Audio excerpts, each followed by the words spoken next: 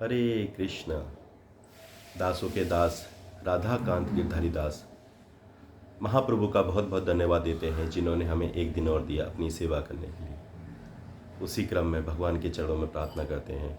श्री श्री राधा माधव, अष्ट सखी, पंच तत्व, विघ्न विनाशक श्री लक्ष्मी नरसिंह भगवान, कृष्ण कृपा मूर्ति एसी भक्ति वेदांत शिला प्रभुपाद, परम पूज्य गोपाल कृष्ण गोस्वामी गुरु महाराज, समस्त वैष्णव जन, गुरु परंपरा की कृपा से हमारी जो नित्य सेवा है भगवान की कृष्ण सेवा, सभी की कृपा से, सभी की ब्लेसिंग से ही हम सब लोग नित्य कर पा रहे हैं। भगवान हमें नित्य सेवा करने का मौका दे रहे हैं। उनके चरणों में प्रार्थना करते हैं कि महाप्रभु अपनी कृपा बनाए रखें। और इसके बाद जो भी भक्त हमारे साथ इस आंदोलन में जुड़े हुए हैं, अपनी जो भी भूमिका निभा रहे हैं, आप और उन पर भी कृपा करें। भगवान बहुत दयालु हैं और वो बहुत कृपा करते हैं, बहुत ब्लेसिंग्स है उनकी हमारे ऊपर और भक्तों के ऊपर, जिससे कि हम ये नित्य सेवा कर पा रहे हैं। तो उसी क्रम को हम लोग बढ़ाते हुए हम लोग जो नित्य चर्चा कर रहे हैं, कृष्ण चर्चा कर रहे हैं, उसमें बहुत बड़ा हमारा एक बहुत ही अहम जो टॉपिक चल रहा है, उसमें टॉपिक चल रहा है विवाह एक अट्टू बंधन। उपयुक्त हम लोग क्या करते हैं, जीवन साथी का हम कैसे चयन करें। आज हम लोग देखते हैं परिस्थितियाँ जैसे जैसे शादियाँ होती जा रही हैं, शादियाँ हो रही हैं, गृहस्थ आश्रम में लोग आ रहे हैं लेकिन निभ नहीं पा रही।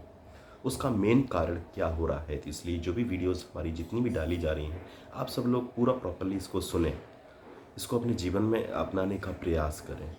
अगर हमारे माध्यम से एक भी जीवन सुधर गया तो हमारा जीवन सार्थक हो जाएगा। क्योंकि आज की डेट में बिगाड़ने वाले तो बहुत सारे लोग हैं, लेकिन सुधारने के लिए हमने प्रण किया है जिससे कि हमारे माध्यम से किसी का एक तो जीवन सुधर जाए। तो हम लोग वैष्णव रिश्ते के लिए लोगों को फॉलो कराते हैं कि आप सब लोग, बहुत सारे लोग पैसा तो कमा रहे हैं, पैसा कमा रहे हैं, पैसा कमा रहे हैं, लेकिन अच्छा परिवार एक ढूंढना कैसे मिलेगा, शिष्टाचार हमें कैसे मिलेगा, उसके लिए हमें क्या करना पड़ेगा। कुछ रूल्स हैं, कुछ रेगुलेशन है, उसको अपने जीवन में अपनाना पड़ेगा। तो हम लोग वैष्णव रिश्तों के लिए लोगों को फॉलो कराते हैं, बताते हैं, बताएंगे तब जब वो उन सब नियमों का पालन करेंगे। चाहे वो लड़का हो, चाहे वो लड़की हो, अच्छा परिवार हमें कैसे मिलेगा। तो उसके लिए हम सब लोग रिश्तों के लिए लोगों को बताते हैं, मार्गदर्शन करते हैं। कराने वाला कृष्णा है। तो उसी क्रम में हम सब लोग ये चर्चा बहुत ज़रूरी रखते हैं, क्योंकि हम सब लोग को ये आध्यात्मिक ज्ञान नहीं मिल पा रहा है। पुराने हमारे बुजुर्ग थे, पुरानी हमारी परंपराएं थी, उन परंपराओं को हम लोग भूलते जा रहे हैं, जिसके कारण से संबंध विच्छेद बढ़ता जा रहा है। उसी क्रम को हम लोग ये लेके चल रहे हैं। तो उसी क्रम में बहुत अच्छा टॉपिक आज हमारा है, विवाह के क्या क्या वचन होते हैं, उन्हें हमें जरूर सुनना चाहिए, उनको अपने जीवन में अपनाना चाहिए। तो एक अच्छे गृहस्थ आश्रम में रहने के लिए हमें पति का पत्नी के प्रति और पत्नी का पति के प्रति क्या जो 7 वचन है जो दिलाए जाते हैं जब शादियां होती हैं, उसमें क्या क्या वचन है, उन पर हम लोग आज चर्चा करेंगे। तो विवाह के लिए जीवन साथी का चयन करने के पश्चात माता पिता ज्योतिष से परामर्श करके विवाह के लिए एक शुभ तिथि का चयन करते हैं। विवाह के दिन विवाह संस्कार संपन्न कराने वाले पुजारी विवाह की पूर्ण अवधि में दंपति का मार्गदर्शन करते हैं। वर वधू अग्नि की परिक्रमा करते हैं और एक साथ सुखी जीवन व्यतीत करने के लिए कुछ प्रतिज्ञाएं करते हैं।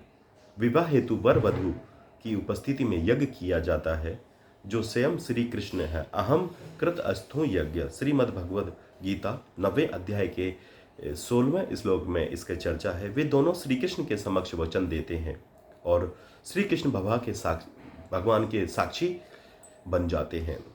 अग्नि की 7 बार परिक्रमा करते हुए 7 वचन दिए जाते हैं। जब हम विवाह की प्रतिज्ञा लेते हैं, विशेष रूप से अग्नि यज्ञ के समान यह माना जाता है कि पति और पत्नी श्री कृष्ण और गुरु की सेवा करने के लिए संकल्प रहते हैं। पति पत्नी और श्री कृष्ण और राधा रानी की संपत्ति के रूप में देखता है, और पत्नी जो प्रजापति विष्णु की संपत्ति है की सुरक्षा और उसके संग में प्राप्त होने वाली संतानों की सुरक्षा, उनका पालन पोषण और कृष्ण भावनामृत में उनका प्रशिक्षण का उत्तरदायित्व पति का है। पति को सदैव स्मरण रखना चाहिए कि उनके जीवन साथी, जीवन संगनी श्री कृष्ण की संपत्ति है और श्री कृष्ण की ओर से उसे उपहार स्वरूप प्राप्त हुई है। और पत्नी का उत्तरदायित्व है कि अपने पति को कृष्ण भावनामृत में सहायक बनना। इसी प्रकार पत्नी मानती है श्री कृष्ण ने मुझे एक पति प्रदान किया है जो मेरा मार्गदर्शन करेगा और श्री कृष्ण के प्रतिनिधि के रूप में मेरी रक्षा करेगा। मुझे पति के माध्यम से श्री कृष्ण की सेवा करने और उन्हें कृष्ण भावनामृत में संग प्रदान करना है। यह मेरा उत्तरदायित्व है कि मैं अपने पति और संतानों के लिए एक सकारात्मक कृष्ण भावनामृत वातावरण बनाने में सहायक बनूं। अंततः मैं श्री कृष्ण की हूँ और पति को श्री कृष्ण का प्रतिनिधि माना जाता है और यदि पति उन्मत्त हो जो मुझे पिता की शरण लेना चाहिए। वचनों का पालन करना।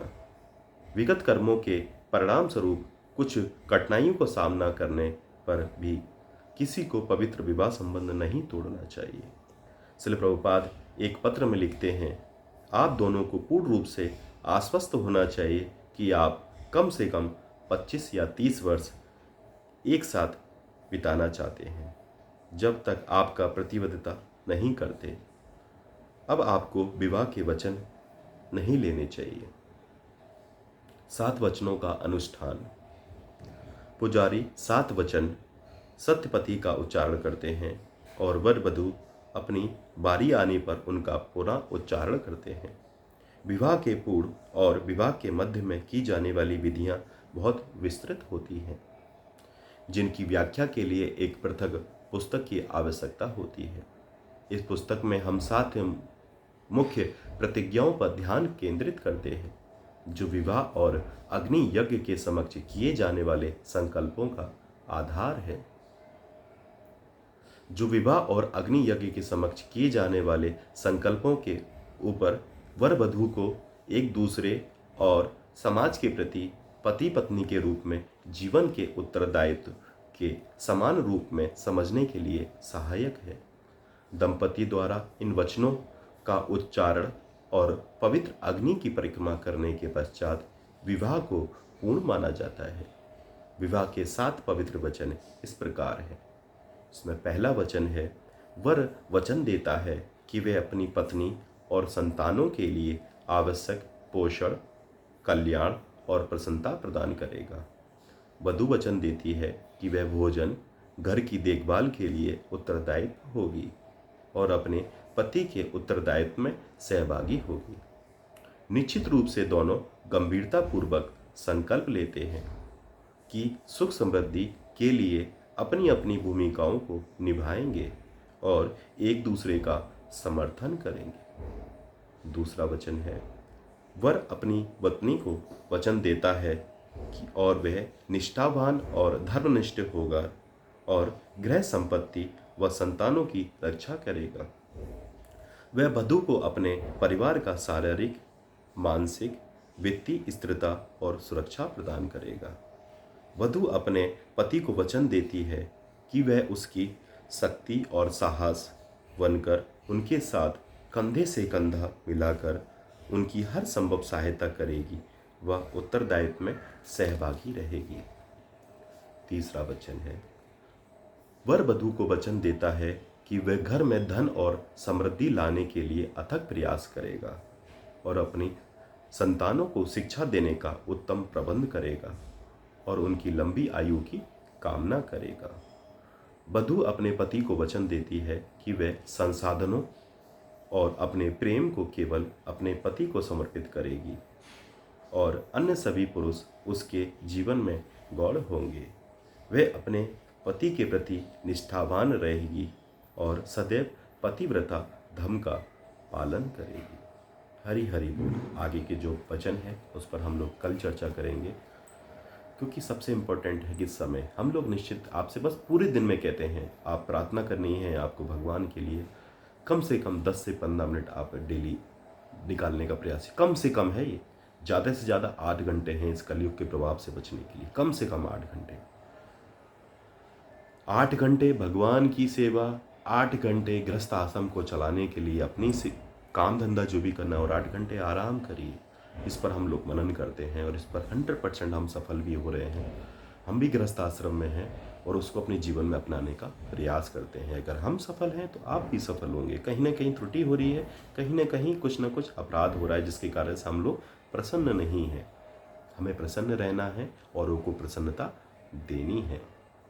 तो अगर आप लोग चाहते हैं आपके नंबर पर नित्य भगवत गीता का श्लोक, शाम को कृष्ण कथा, कृष्ण चर्चा आपके नंबर पर मिलती रहे, तो आप 9411166837 पर हरे कृष्णा भेजें। दासों के दास आप सभी भक्तों से यही चरणों में प्रार्थना करते हैं कि आप भी अपने साथ साथ अपनों का कल्याण करना ना भूलें। आप गीता श्लोक, कृष्ण कथा अपनों को जरूर भेजा करें। भगवान इस कार्य से बहुत प्रसन्न होते हैं। यही मेरी आप सभी भक्तों से प्रार्थना है।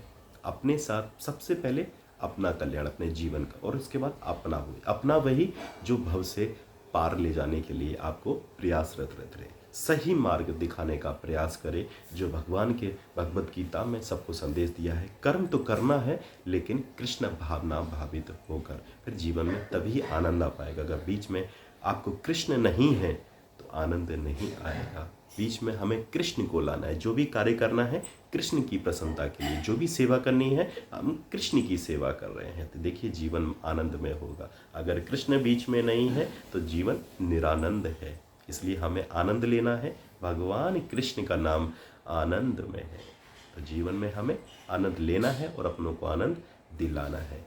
तो इसी कड़ी को हम लोग जीवन में हरि के नाम को जोड़िए, फिर जीवन आनंदमय होगा।